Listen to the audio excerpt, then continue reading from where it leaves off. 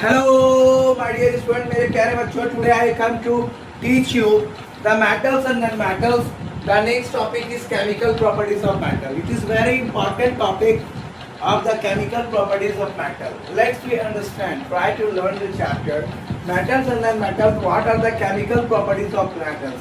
Metals in general, in the general way, metals have tendency to lose one or more valence electron.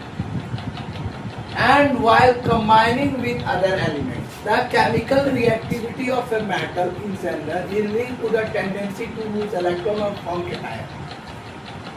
The main tendency. So greater the tendency to lose electron, more reactive the metal. If they are going to lose more electron, so the metal is more reactive.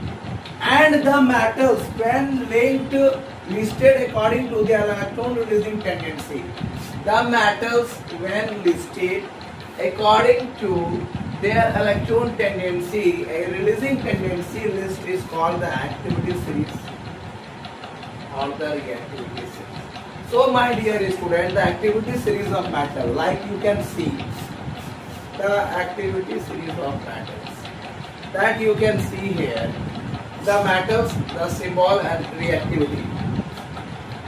The reactivity. So there is a potassium. Symbol potassium, more reactive, less reactive.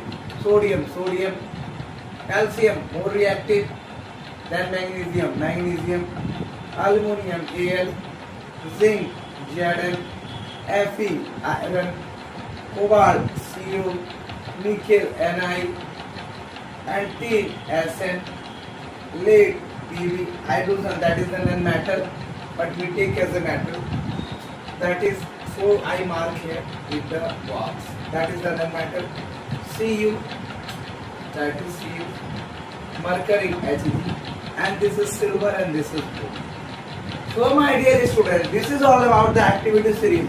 The releasing tendency. The metals when listed according to their electron releasing tendency. When they release the more and more electron, it means they are the more reactive metal and listed in the series that is called the activity series or reactivity series. This is all about the metal, the few important metals, approx 1, 2, 3, 4, 5, 6, 7, 8, 9, 10, 11, 12, 13, 14, 15, 16, 17. Approx 20 metals we are going to elements we are going to take in activity series, but more reactive metal in the upper and least reactive metal in the lowest. This is all about. Thank you for watching my video. This is Roy Anand, teaching and chemistry wala.